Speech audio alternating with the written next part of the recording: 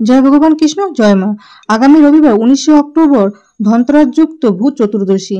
এই বিশেষ দিনে একটু হলো খান এই একটি সবজি, আর এই দিনে চুপচাপ ফেলে দিন এক মুঠো লবণ। গ্রহের দশা কেটে যাবে, বাস্তুদোষ দূর হবে, আর্থিক কষ্ট কেটে গিয়ে সারা বছর অর্থ আসবে। আপনি আর আপনার পরিবারের সবাই সুস্থ থাকবেন। সনাতন হিন্দু ধর্মের বিশেষ এই দিনকে ভূত চতুর্দশী বা নরক চতুর্দশী বা রূপ চতুর্দশীও বলা হয়। কৃষ্ণপক্ষের এই চতুর্দশীর তিথির মাহাত্ম্য বহু পুরাণ ও ধর্মগ্রন্থে বর্ণিত রয়েছে। এই দিন দেবতা, পিতৃপুরুষ ও ভূত প্রেত সকলকেই তৃপ্ত করার জন্য প্রদীপ জ্বালানো হয়। স্নান, দান, তিল তর্পণ, দীপদান বিশেষ শুভ বলে মনে করা হয়। এবছর পবিত্র ধনতেরাসের তিথি ও ভূত চতুর্দশীর তিথি একই দিনে রয়েছে, ফলে এই তিথির মাহাত্ম্য এবং শক্তি বহুগুণে বৃদ্ধি পেয়েছে।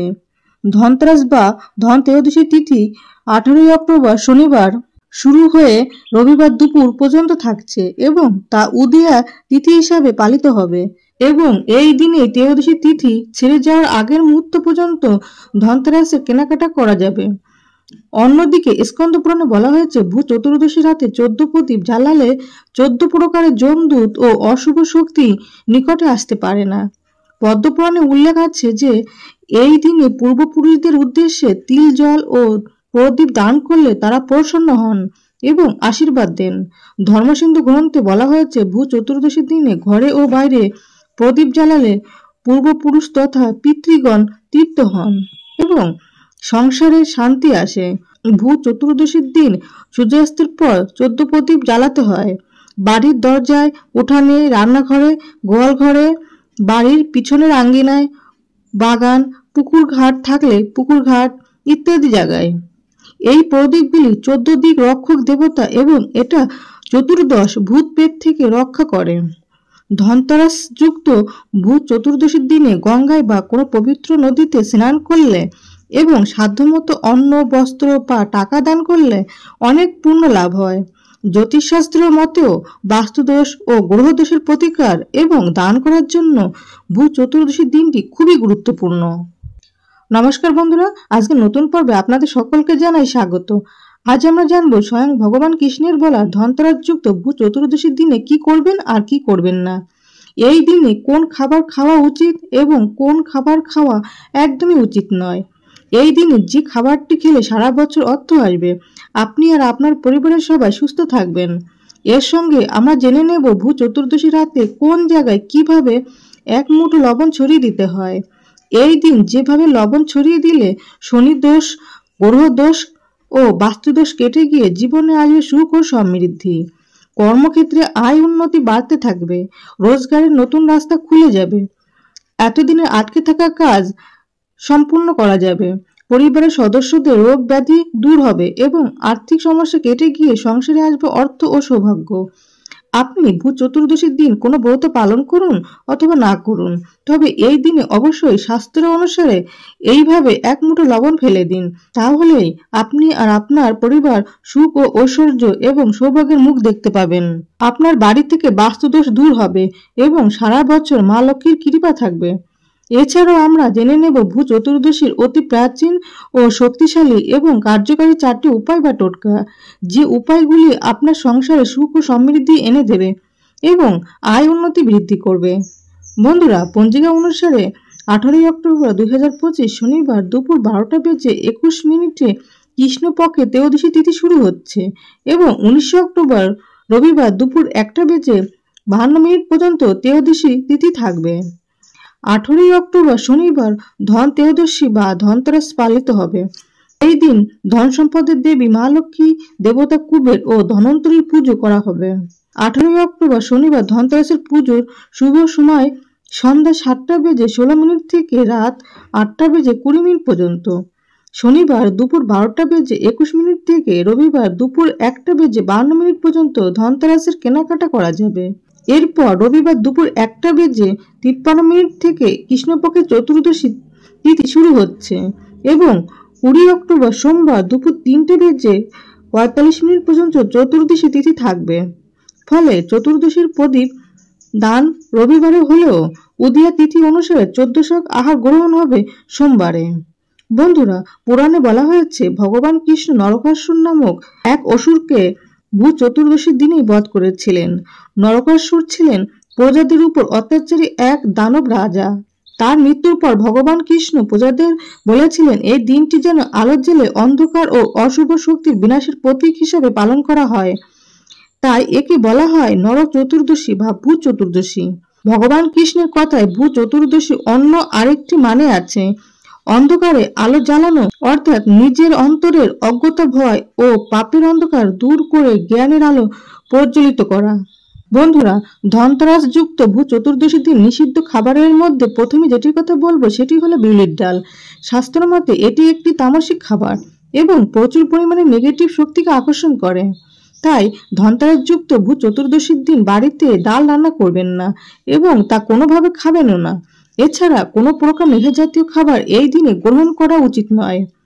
এই দিনে দ্বিতীয় নিষিদ্ধ সবজিটি হলো বেগুন।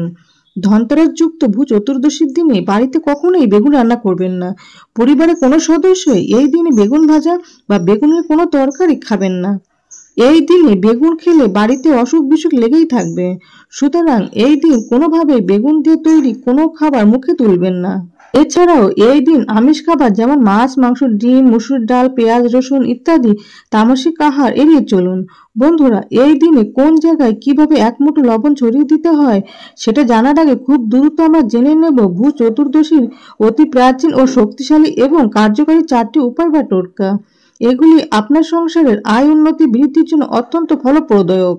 প্রথম উপায়টি হলো এই দিন ভোরবেলায় বা সন্ধ্যায় নিম পাতা, কালো তিল ও সরিষে মিশিয়ে স্নান করলে অশুভ শক্তি, বদনজর ও ভয় দূর হয়ে যায়। এর ফলে শরীর ও মন উভয় শুদ্ধ হয়। দ্বিতীয় উপায়টি হলো এই দিন সন্ধ্যায় প্রদীপ জ্বালানোর সময় একটি নতুন প্রদীপে হলুদ, ওটা ধনে ও 1 টাকার একটি কয়েন রেখে লক্ষ্মী দেবীর নামে নিবেদন করুন। পরের দিন সেই কয়েনটি ঠাকুরঘর ও সমৃদ্ধি আগমন হবে।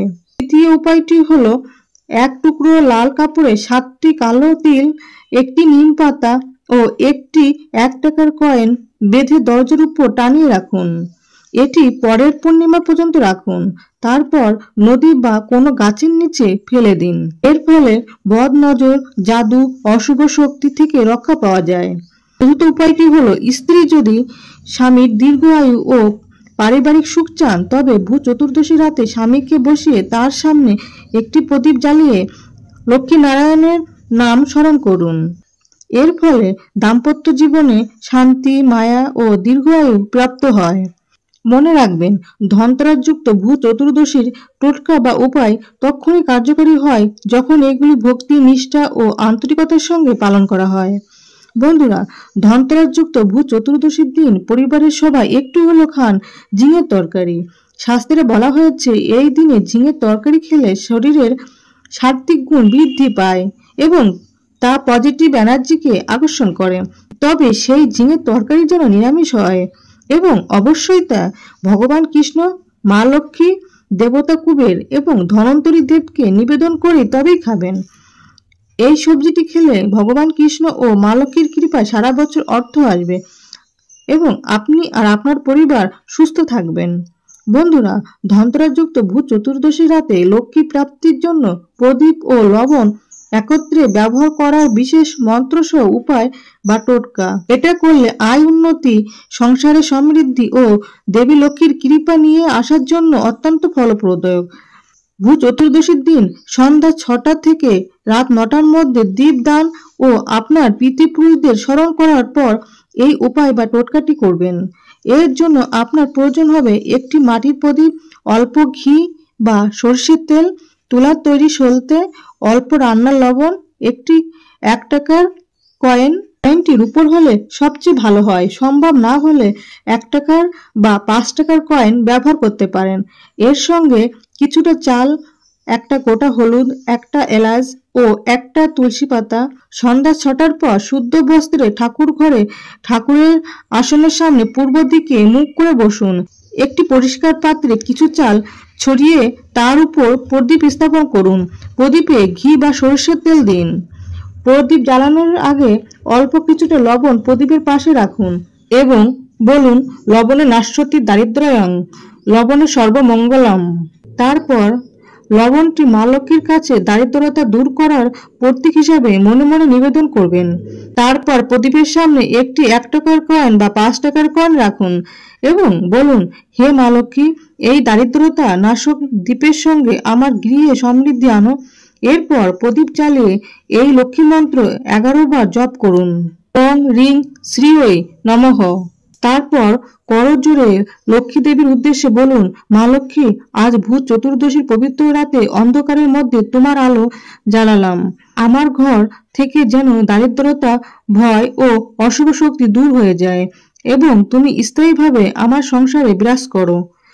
প্রদীপ নিভে গেলে পরের দিন তার তেল ও লবণ একত্রে বাড়িতে কোনো গাছের গোড়ায় বা প্রবাহিত জলে ফেলে দিন।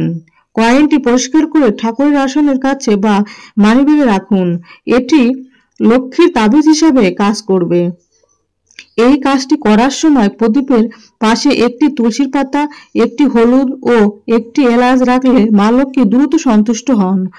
প্রদীপ জ্বালানোর সময় মনে রাখবেন, মনে কোনো ভয় বা লোভ নয়, শুধু কৃতজ্ঞ ও শ্রদ্ধা থাকা চাই।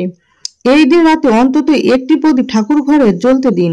কখনো সম্পূর্ণ অন্ধকার করে রাখবেন না এবং এই প্রার্থনাটি করবেন, দীপ জ্যোতি পরাং ব্রহ্ম, দীপ জ্যোতি জনার্দন, দীপ হরে মম পাপানি, দীপ জ্যোতিষে নমঃ। এর ফলে অচল আয় চলমান হয়, চাকরি এবং ব্যবসায় সাফল্য আসে, ঘরে অর্থ লাভের ধারা শুরু হয়ে যায়। বন্ধুরা, আশা করি ভিডিওটি আপনাদের সামান্য হলেও উপকারে আসবে। ভগবান কৃষ্ণ, দেবতা কুবের, ধনন্তরী দেব এবং মা লক্ষ্মীর কৃপায় আপনার সবাই ভালো থাকুন, সুস্থ থাকুন, এই প্রার্থনা করি। আজ তাহলে এখানে সমাপ্তি করলাম। জয় ভগবান কৃষ্ণ, জয় মা লক্ষ্মী।